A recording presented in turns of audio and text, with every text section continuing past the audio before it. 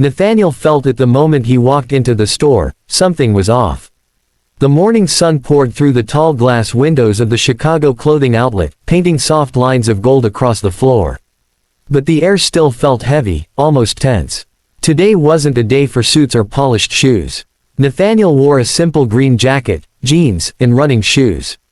It was his unannounced inspection day, the kind where he blended in as an ordinary customer, just to see the truth of what happened inside his own stores. As he walked toward the counter, pretending to browse, he noticed the cashier. The name on her tag read Hannah. Barely 24, blonde hair neatly tied back, but her face carried the fatigue and stress of someone who had lived too much too fast. Her eyes were red, her voice strained, her hands trembling slightly as she pulled her sleeves down nervously. She tried to greet every customer with a smile, but the cracks in her voice told a deeper story. Nathaniel paused behind a rack of shirts, observing quietly. The store wasn't busy, only a couple of customers wandering in and out, yet Hannah looked like she was fighting her own storm. Every time someone approached the counter, she straightened her back, forced a smile, and pushed her emotions deep down, hoping no one noticed what she was really going through. When Nathaniel finally stepped up to the counter, she greeted him with the standard line, but her voice broke halfway through. She apologized immediately, blinking hard as if trying to chase her tears back before they fell.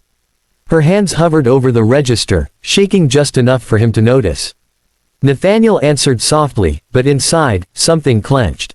She looked exhausted, physically and emotionally drained, far beyond normal stress.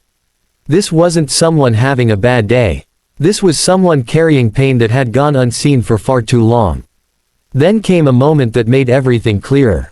A middle-aged customer approached the counter and began complaining loudly about a price tag. She snapped at Hannah, spoke harshly, and treated her with zero patience. Hannah apologized again and again, trying to resolve the issue, but her voice kept trembling.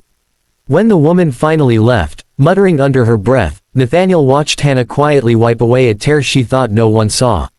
He knew at that instant something was deeply wrong, and not because of her. He approached a nearby employee and asked where the manager was. The young man pointed upstairs. Nathaniel walked up quietly and found the manager, Ron, lounging in the break room with headphones on, scrolling through his phone even though the shift had barely started. Still pretending to be a customer, Nathaniel asked casually if the cashier downstairs was all right. Ron rolled his eyes and spoke with a coldness that made Nathaniel's stomach tighten. "That girl is a mess," Ron said carelessly. "Always late, always emotional. I've written her up twice. Honestly, she should be grateful I haven't fired her." There wasn't a touch of empathy in his voice. No concern, no leadership, just dismissal. Nathaniel thanked him and walked out before his anger could take over. He leaned on the railing overlooking the store and watched Hannah from above. She wiped her eyes when she thought she was alone, then forced herself to keep going. And in that moment, Nathaniel realized something painful. This wasn't a failure of one employee. This was a failure of his system. His leadership. His responsibility. He went back downstairs and waited until Hannah had a moment free.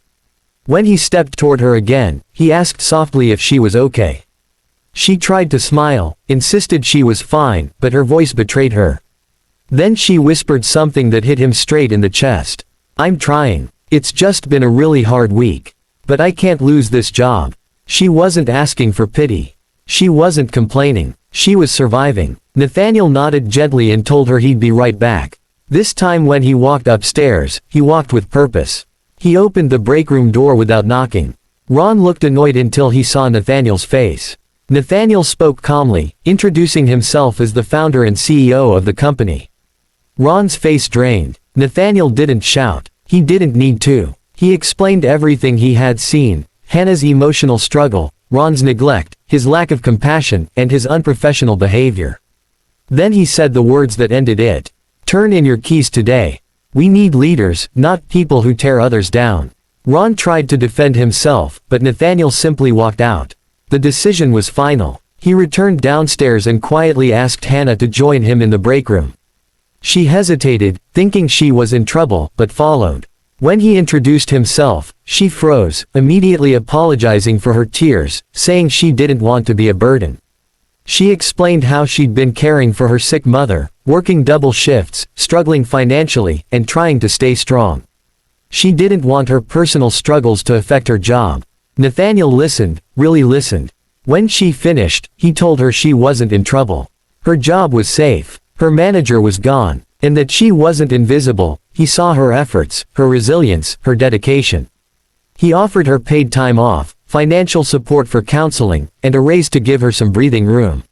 For the first time that day, Hannah cried from relief, not fear. Sometimes life changes in quiet rooms, behind the scenes, when someone chooses kindness over convenience.